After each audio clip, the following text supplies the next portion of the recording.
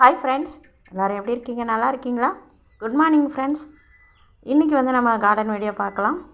Garden வீடியோவில் இன்றைக்கி முதல்ல பார்க்க போகிற சாமந்தி பார்க்குறோம். அதுக்கு முன்னாடி நீங்கள் முதல்ல வீட்டு வேலையெல்லாம் முடிச்சுட்டு சாப்பிட்டுட்டு மெதுவாக பொறுமையாக நம்ம வீடியோ பாருங்கள், ஸ்கிப் பண்ணாமல் பாருங்கள், அப்போ தான் தெரியும். இந்த மொட்டு பார்த்திங்கன்னா உடஞ்சிருக்குது. மொட்டு மட்டும் இல்லைங்க, ஒரு கிளையும் உடஞ்சிருந்தது. எப்படின்னு தெரியல. ஒருவேளை செவுத்துலேருந்து பூனை ஏதாவது கீழே குதிச்சுதா என்னன்னு தெரியல. நம்ம கிளையும் உடஞ்சி மொட்டும் உடஞ்சிருக்குது.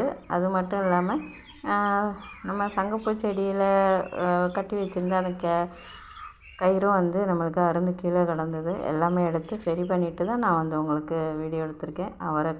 அவரைக்காங்க பார்த்திங்கன்னா, இந்த அவரை செடியில் அவரையை எப்படி சாப்பிட்ருக்கு பாருங்கள்.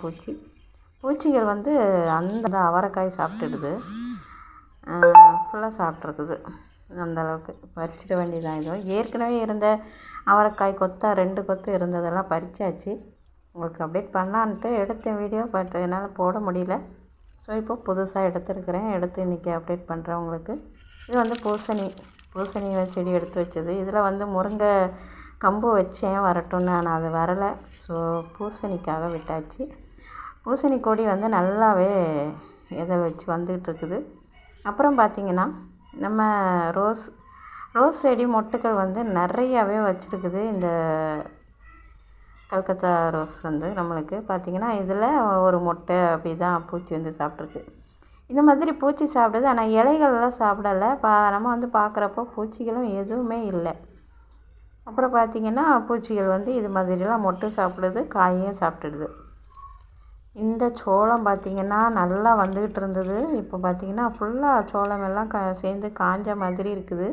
இது மட்டும் இல்லைங்க, எல்லா செடியுமே இப்படி தான் இருக்குது. வருமா என்னன்னு தெரியல. சரி, பார்க்கலாம். அப்புறம் நம்ம இன்றைக்கி பார்க்க போகிறது இந்த செடிங்களை பற்றி தான். இந்த செடி எப்படி உருவாக்கலாம், உருளைக்கிழங்குங்க இது விதை இல்லாமல் எப்படி உருவாக்கலாம் அப்படின்னு பார்க்க போகிறோம். இந்த செடி ஏற்கனவே நான் இது மாதிரி உருவாக்கி உருளைக்கிழங்கு எடுத்துருக்கிறேன்.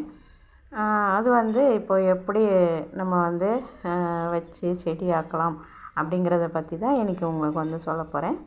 அது மட்டும் இல்லை, நம்ம அன்னாச்சி பழமும் அதே போலவே வச்சோம். சாப்பிட்டுட்டு மேலே உள்ளதை கட் பண்ணி வச்சு இப்போ பார்த்திங்கன்னா அழகாக வளர ஆரம்பிச்சிட்டாங்க அன்னாச்சி பழம். அப்புறம் இதுவும் உருளைக்கிழங்கு. ஒன்றுமே இல்லைங்க, அந்த உருளைக்கிழங்கை நம்ம முளை விட்டுருந்தா நீங்கள் எப்படி பண்ணுவீங்கன்னு தெரியல. முளையை எடுத்துகிட்டு யூஸ் பண்ணுவீங்களா இல்லை தூக்கி போடுவீங்களா எனக்கு தெரியாது. நான் அந்த முளை விட்டுருக்கிறதுலேருந்து கொஞ்சமாக கட் பண்ணி எடுத்துகிட்டு வச்சுடுவேன். வச்சு விட்டாச்சுன்னா அது துளுத்து செடியாக வந்துடும். அது கூடவே முள்ளங்கியும் இந்த தடவை ட்ரை பண்ணியிருக்கேன். ஏன்னா இது வரைக்கும் நான் ட்ரை பண்ணல, வச்சுருக்கேன் முள்ளங்கி. இது வெங்காயம் கூட அதே போல் தான். ஏதாவது முளை விட்டுருந்ததுன்னா எடுத்துகிட்டு வச்சுடுவேன். வச்சுட்டு அந்த வெங்காயத்தாள் யூஸ் பண்ணிப்பேன். நான் ஃப்ரைட் ரைஸ் ஏதாவது செஞ்சோம்னா அந்த தாள் எடுத்து கட் பண்ணி போட்டுப்பேன். அப்படி போட்டுட்ருக்கும்போது ஒரு தடவை நம்மளுக்கு வெங்காயமும் அதில் கிடச்சிது. வெங்காயமும் எடுத்தேன். அவ்வளோ அழகாக எடுத்ததுனால இப்போது நம்ம அதே போலவே ட்ரை பண்ணலான்னு மறுபடியும் எல்லாமே வச்சுருக்கிறேன். இந்த தடவை நம்மளுக்கு நல்லாவே வந்துட்டுருக்குது செடி வச்சது. உருளைக்கிழங்கு, அன்னாச்சி பழம், அப்புறம் வெங்காயம், முள்ளங்கியும் வச்சாச்சு. முள்ளங்கி ஃபஸ்ட்டு தடவை நான் ட்ரை பண்ணுறேன். ஆனால் வச்சு பாருங்கள், சூப்பராக அது நிற்கிது. அந்த முள்ளங்கி பார்த்திங்கன்னா சின்ன சின்ன இதெல்லாம் இருந்தது, அழகாக வந்திருக்குது. உருளைக்கிழங்கு பார்த்திங்கன்னா அதுவும் சூப்பராக வந்துகிட்ருக்குறாங்க.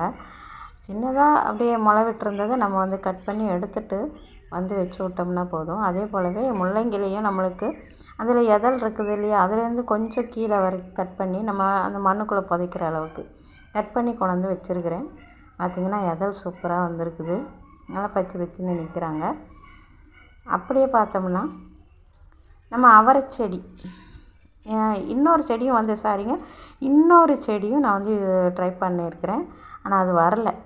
என்னென்னா கேரட்டும் கீழே பார்த்திங்கன்னா லைட்டாக துளிர் வந்த மாதிரி வந்திருந்தது. எடுத்து வச்சேன். கொஞ்சம் அந்த எதல் காமிச்சுது, பட் அது வரல. அப்படியே காய ஆரம்பிச்சிருச்சு. ஆனால் முள்ளங்கி வந்துடுச்சு நம்மளுக்கு அழகாக. அதே மாதிரி உருளைக்கிழங்கு 2 பாட்டில் உருளைக்கிழங்கு வச்சு வராங்க.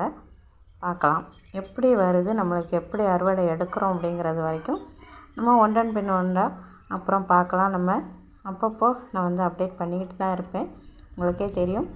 அப்புறம் தக்காளி செடி நிறையாவே இந்த வாட்டி நல்லா சூப்பராக வந்துட்டுருக்காங்க. தக்காளி செடியே வராமல் இருந்தது.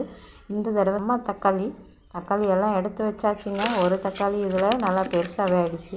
2 பாட் காலி பண்ணி வச்சுருக்கேன். இன்னும் இருக்கிற தக்காளி செடியை எடுத்து வைக்கலான்னு. ஒரு தக்காளி செடி பெருசாக வந்தது எடுத்து வைக்க முடியாது. ஸோ சின்னதாக இருக்கிறது நம்ம வந்து எடுத்து வச்சுக்கலாம். இது வந்து என்ன செடின்னு தெரியாமல் வந்திருக்குது அப்படின்னு சொல்லி எடுத்து வச்சேன் இல்லையா, அது வந்து கொடி வந்து இதோட ஸ்டாப் ஆகிடுச்சு. இப்போ வந்து இது அவரை செடி தான் நினைக்கிறேன். மொட்டு வர்ற மாதிரி இருக்குது. மொட்டு வந்த பிறகு தான் தெரியும் என்ன செடி அப்படின்ட்டு. அதோடு இல்லாமல் நம்மளுக்கு வந்து அந்த தக்காளி செடிக்குள்ளே நம்மளுக்கு வந்து மல்லி செடிக்குள்ளே தான் அந்த தக்காளி முளைச்சிருக்கிறதுனால அதெல்லாம் எடுத்தே ஆகணும். இது வந்து அவரை ஏற்கனவே காய் விட்டுடுச்சு இந்த பூக்கள் வந்திருந்ததில். அது ஃபஸ்ட்டு பார்த்தோம் இல்லையா, அதே மாதிரி அதுலேயும் வந்து பூச்சி அரிக்க ஆரம்பிச்சதுனால எடுத்துட்டேன். அந்த வீடியோ எடுத்தேன், உங்களுக்கு அப்டேட் பண்ண முடியல. ஸோ இப்போ வந்து புதுசாக தான் எடுத்துருக்கேன். மறுபடியும் பிஞ்சு விட்டுருக்குதுங்க.